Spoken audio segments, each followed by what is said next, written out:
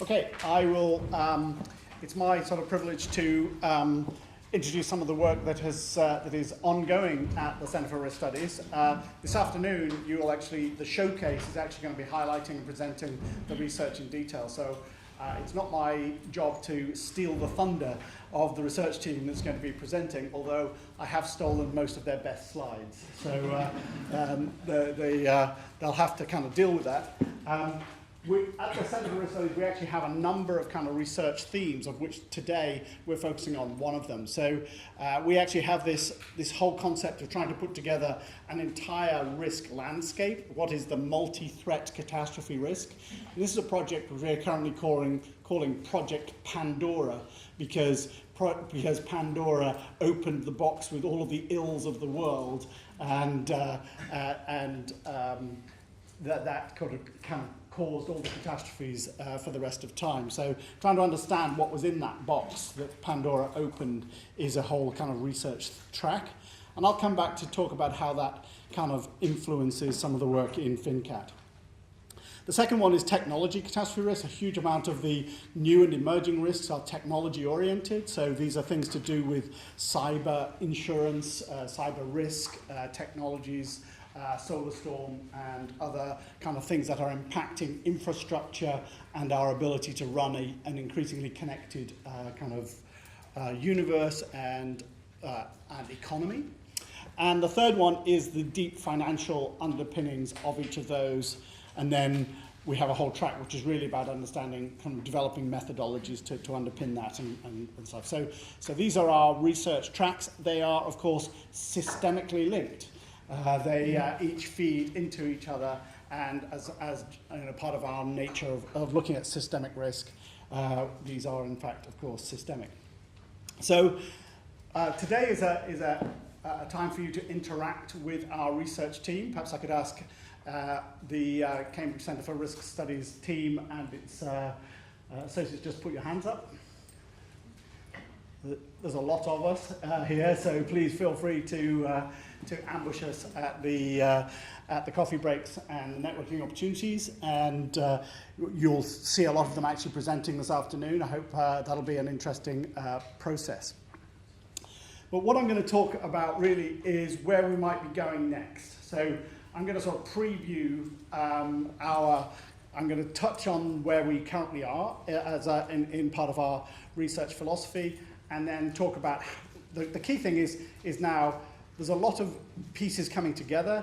I'm going to give you a bit of a status update and really talk about how we envision these outputs of research outputs being used to support business decisions. What can we do with this stuff to make a difference? And I'm going to talk about 4 things: triggers, scenarios, networks, and response. So these are parts of the sort of components and themes that we pull together in this overall research area. So we're really interested now. We've been working on this for a couple of years in the financial risk area, and we're starting to get, how do we pull these outputs to make real differences? Who are our key audiences? Well, we're interested in how's this research going to get used. So a venue like today, about half of the audience is practitioners, and the other half is our researchers, and what we're interested in is trying to have a forum for that discussion, that cross-fertilization of users and producers of research. So this is supply and demand of research, and we're trying to find a clearing rate of our outputs. So we envision the consumers of the outputs that we're most focused on are investment risk managers, chief risk officers who are actually charged with trying to understand the risks in a financial services organization, and policymakers and regulators. And we're going to talk about all of those elements during the day. You'll see the panels will be more focused on the application areas, and hopefully we can weave some of these stories together. So one of the things that comes from this is slightly unfair, because as Keith said, a huge amount of learning has gone on since the days. This is the equilibrium model used by the Bank of England, and its forecast in 2007. and here's the actual. Slightly outside the bounds of confidence of the projections, and we can basically see that something different happened at this particular case, and I'm particularly fond of these three quotes. My favourite is this, the 1987 Black Monday, this was an event a long time ago, has a likelihood of 10 to the minus 148 in traditional random walk mathematics. Now that is, if that's a daily rate, 10 to minus 148 is about 3 times the length of the known universe.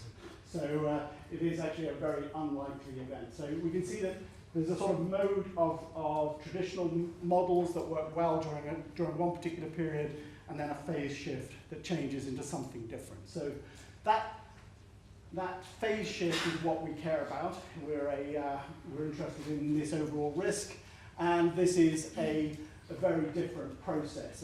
And in mathematics, this is known as bifurcation theory. So this is where you switch modes, and that's known as catastrophe analytics. So in our research track, we call this financial catastrophe, or FinCat.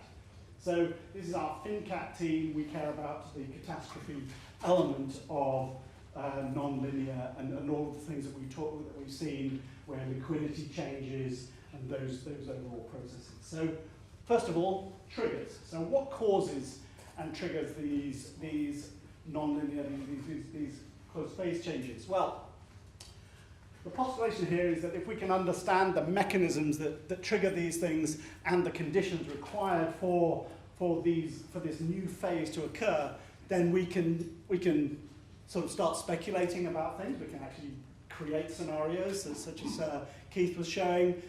We'd like to create a taxonomy of all these causes. Let's get all of the causes out and kind of try and understand which ones are more likely than others. We can start saying how often they might occur.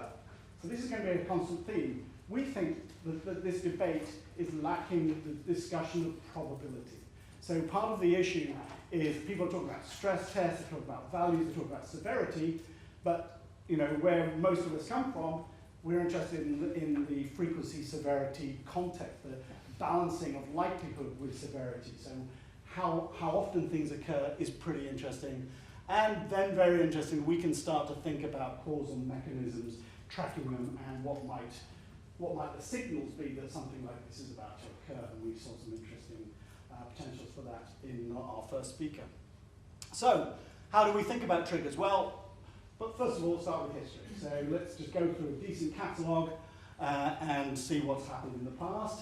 Then we can add to that theoretical modelling. Let's think about what theoretical pieces could occur and understand that, and see if we can evaluate exhaustively all the potential causes. So that's obviously a research question. Can we get on top of all the things that might cause it? So learning from history. Unfortunately, we weren't able to be joined today by Duncan Needham, who runs the Centre for Financial History. We're working very closely with them to develop an entire catalogue. We will publish this shortly, a volume on financial catastrophes from history. So this is an example of the kind of thing you can do, just sort of historically benchmark how often has there been a crash that has lost more than 80% of the stock market value. So turns out if you take the past 200 years, you'll see 1. So what's the interval of that? You can see 6 events where the stock market crashed 40% or more, and so on. So you can actually sort of start going, well, if you take history as a guide, we've seen these things about this often. Of course, the whole world has changed over the past 200 years, so we're not going to be really able to apply these. We need to sort of think about, well, what does this mean? What caused those in the past, and how likely are they to occur again in the future? And what we learned from these, and as you go through these examples, you'll hear more about this this afternoon in the showcase, is that the actual mechanisms by which these occur and the speed with which they change markets have changed dramatically with technology and trading and financial systems, but the root causes of estimation and human behavior have not changed. So we would argue that many of the causes we've seen throughout these 200 years are actually still valid today as potential triggers of future events. So that is a strong kind of hypothesis, but when we read the publication and see it, make up their own mind. We can develop from that. We can actually go through a sort of both a theoretical search and a historical search and a cataloguing and a categorization into an overall taxonomy, and Scott will be presenting the taxonomy in more detail as we go forward. So there are various key causes that kind of drive crises of different flavors. They will actually have different shapes and characteristics. So what we've done is to try to pick out certain characteristics which we think are interesting, the way that they behave and structure, and boil those into scenarios. So scenarios are examples where we're trying to take the taxonomy and tell stories that will illustrate how these things might play out. And today we are publishing our first four of these financial scenarios. These are available. They're online to be downloaded from our publications website as a PDF. There are some examples of printed versions outside. Please don't take them away. We've only got a limited number. We have a small print budget. But if you could have a look at them on the table outside. But they are now available for consumption. And I commend them to you. Very interested in further feedback. They've been through quite extensive review and outreach. But please do to have a look at those. And I'm not going to go into them. You'll hear each of these will be presented this afternoon in the showcase, and they are pretty interesting little stories and explorations of the way that different types of crises and stresses can play out. And we've picked a severity, in fact we've picked 3 severities for each one. There are variants of each one, and we try and go through how that all links together. That's just part of the research output from the centre. This is our sort of our overall bench of new outputs. As I say, this is the publication range. So what we're showing here are examples of sizable impact on the overall market. So some of these are endogenous events that have occurred from the way that the financial system actually operates, and some of them on the top are exogenous. They are shocks from outside that have just arrived because of geopolitical events or other pieces. And as we go forward, we can start seeing that for financial shocks, we expect about 90% of the major financial shocks that we see in the markets and through history to be these endogenous things. The system itself grows and has cycles and boom and bust. And then about 10% of the events that we see that ripple through for severe impacts are these exogenous shocks from outside. But we can actually go through a pretty exhaustive list. And this is an example from a project. This is our Pandora project, if you like, where there are models for all of these things. We can actually see how often they cause trillion-dollar losses. And that turns out to be a threshold over which, if an event causes more than $1 trillion of economic output, it then causes a systemic bubble which flows through the overall market. So those are the key things. We're trying to find all the events that would cause big, severe losses to the market. So how do you use this? Well, obviously we're very interested in scenarios. We will come back to scenarios and stress tests. There's a panel discussion later on, and coming to talk about how we use stress tests. But obviously, financial services companies are required to hold capital for them. You're required to do this in Basel III when that comes into place.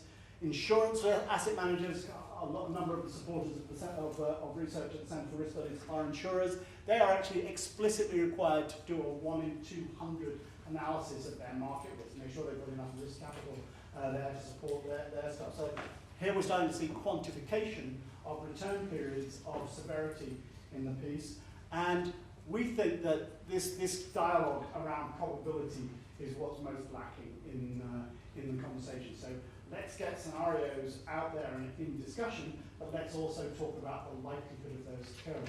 So we found that that's a very valuable part of the piece, and until we actually become explicit about this is a scenario with this return period, we're not going to make a huge amount of progress. You'll always get the kind of controversy that is linked with these stress tests. A stress test where everybody passes, people says, oh, that's not strenuous enough. One where people fail, they say, oh gosh, our institutions are failing us, they're all rubbish. And so you can't win with a stress test that isn't defined around probabilities. So, how do our scenarios compare with stress tests that have been imposed? Well, here's the Dodd-Frank stress test of 2015. It required a stock market drop of 60%. You saw the probabilities that we estimate from historical of how often that's been occurred, combined with a house crash of 25% and an unemployment rate of 10%. So we've got a bunch of different scenarios, and we'll be talking about them this afternoon. But where they're red, these are the combined.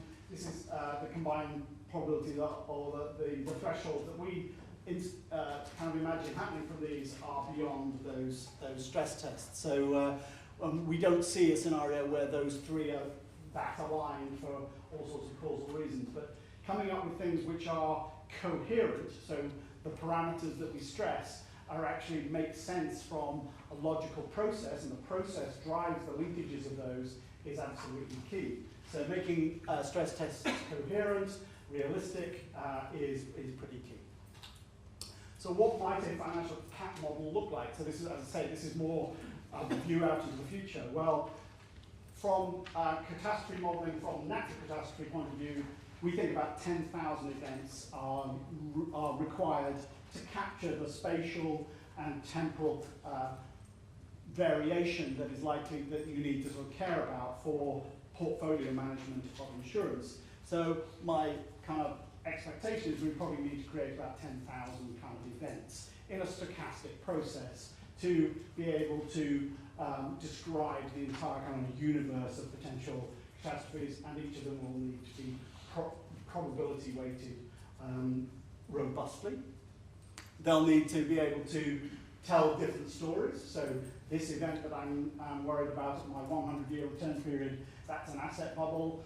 This one at my 50-year return period, that's a high inflationary spike. And this one's a currency or a sovereign default one.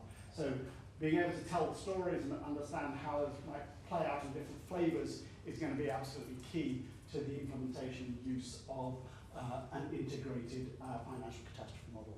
And make sure that benchmarks back to the probabilities, because that's when you have the dialogue that gets interesting. So, and just as a touch back to the insurance community, which is where they are both paying out for the physical components of a major catastrophe, as well as having it impact their asset portfolio.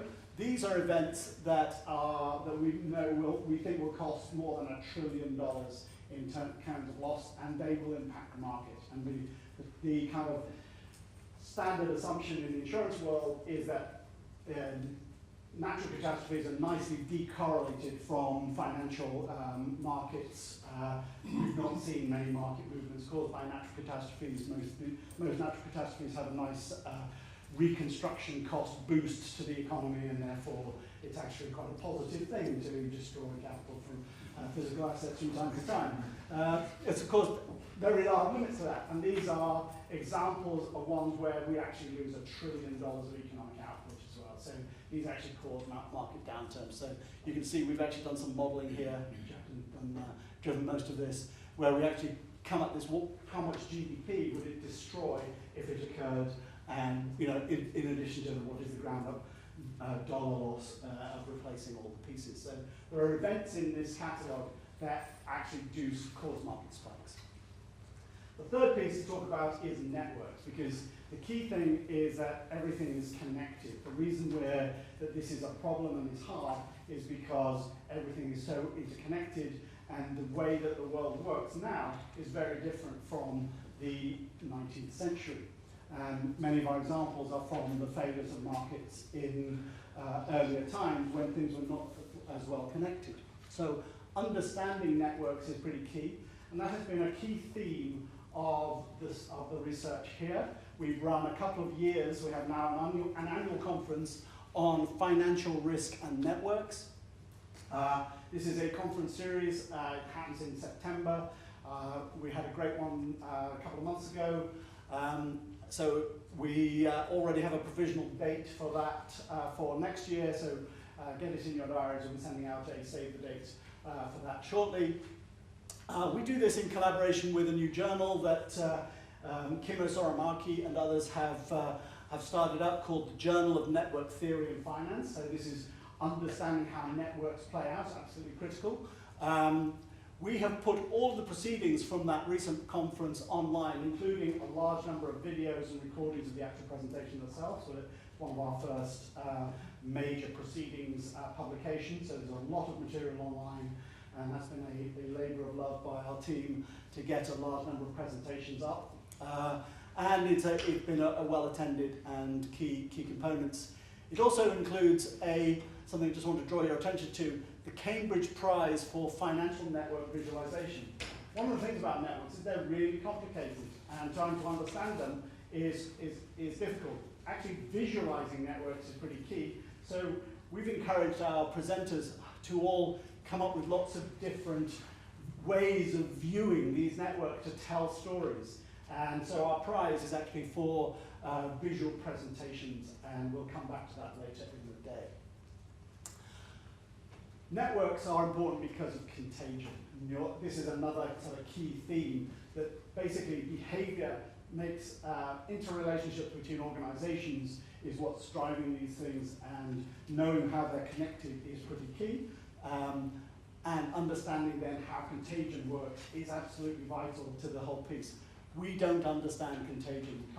It isn't well understood, and even the governor of the European Central Bank can't predict what's going to happen next when something happens. So understanding that and getting better handles on contagion.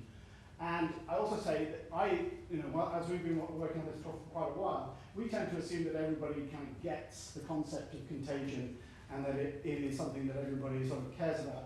When we sent our asset bubble report out for review, I had this email from a responsive part of the review from a major US financial services company saying, I don't get it. I don't see how a property shock in China could destroy value and has anything for me personally, because I don't invest in China. I don't have any property on my book. I don't have any Chinese property on my book. And actually, of course, we're not saying that our propagation, our contagion, is the fact that shocks over here to asset class X infect everything else, right? So don't assume that contagion is something that everybody gets, and just sort of understand the counterintuitive process that's going on in this thing. So we actually have an education process to do as an industry as well as research.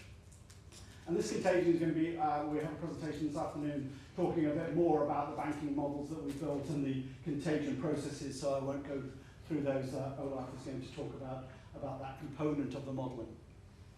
How might this get used? Well, companies care about the operation of the system, but of course what they really care about is who they do business with. So if we can put people on a map where they can see their organization and how it connects to the other organizations in the world, that would be helpful. Of course, most companies do know who their primary counterparts are. What they don't know is who their counterparts are trading with, how much of their counterparty is actually linked to other of their counterparties. So that in itself is an interesting observation. Can we help them find out what their counterparties link to their other counterparties? Can we find out what their counterparties then, where they sit in the system? Can we do the counterparties, and can we then put contagion risk into the model that helps it flow back? If we can help people really do that, we will produce something that is a primary and usable tool from all of this kind of output. This is like a practitioner version of the central bank's regulatory models. Oh, thanks, yes.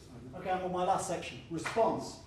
Can we do anything about the train that's coming down the track? Here's a quote that says, no, you can't. This was a quote, Martin Gilbert is under a lot of pressure, Aberdeen Asset Management is going, nobody in the room, it's having localized difficulties. This is a quote: "Nothing you can do in a crisis. Everybody's in the same boat. Hold on and hope. Wait for sentiment to turn." So if that's true, we shouldn't be bothering with research. We should just hunker down and have our pandemic cupboards well stocked. However, most other investors tend to think that there is something they can do. They do go through rebalancing of their portfolios. There is this standard kind of knee-jerk thing of a flight to quality. Let's go buy US Treasuries and wait it out. But we think there are other things you can do. There might be optimal strategies, and some of them are different depending on the scenario, the stress test that you care about. So we've got a whole bunch of different portfolios we test. What does this portfolio do under these circumstances? What does this other one do? And again, we'll be using these four fairly standard kind of typical representations of different attitudes to portfolios. But of course, there are a million, every portfolio is unique. We're just using these as benchmarks to run them against these different scenarios. What happens to this portfolio in the high inflation world? What happens to the Eurozone meltdown? What happens in the property clash? Which one's better or worse? And towards the end of the day, Danny will start trying to pull together what are optimal strategies potentially for dealing with multiple threats.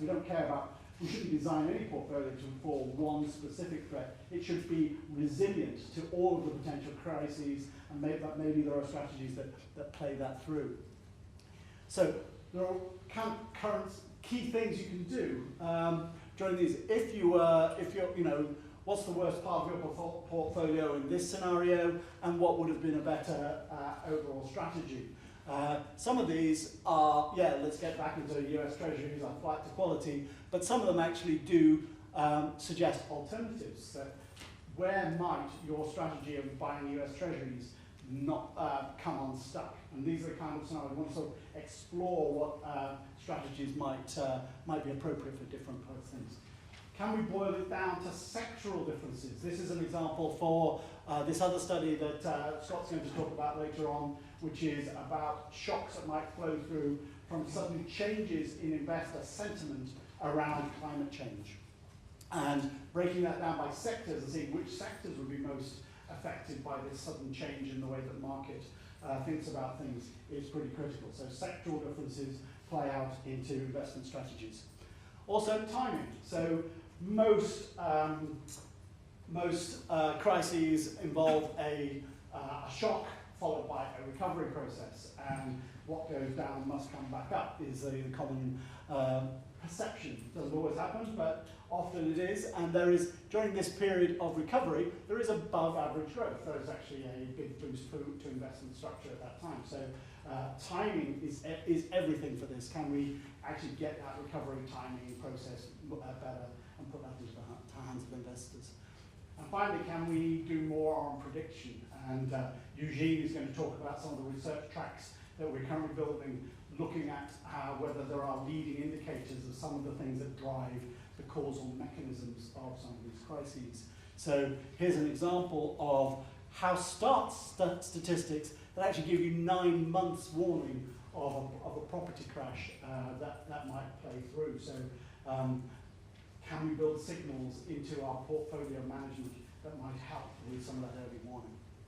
So rebalancing strategies. What if we put this all together into a full stochastic financial catastrophe model of 10,000 scenarios, and for each scenario we actually have a portfolio rebalancing strategy. So seeing what's coming and knowing what's going to happen and implementing your rebalancing strategy as a result of a fully stochastic model might potentially be a useful tool. So we're sort of really trying to see whether we could get to that point in the next phase of our research. We think it's actually pretty interesting to monitor these systemic risk events, and Alan Louch, who is going to be chairing the actual panel session next, I would urge you to read some of his online studies of monitoring these systemic risks. We've seen 4 systemic shocks play out through the market just in the past couple of years, So we actually think this is worth doing at a frequency, at a, you know, there are events that drive systemic shocks through the financial markets at a frequency that makes it worthwhile monitoring and building kind of systemic risk monitoring systems that enable and some of this kind of response planning. So, in summary, we think that when we put all these stuff together, financial threats are actually one of the greatest risks that we face as a kind of a community. When we put all of the models together, this is the one that destroys the most economic value across the piece. So everyone should care about them. It's your pensions fund, not just your bank problem. And we think that obviously just building up the right tools to be able to manage this particular huge kind of white whale that we can spot here. So we're totally dedicated to that. And we think we can help the financial services industry do a better job and empower the key practitioners. Thank you.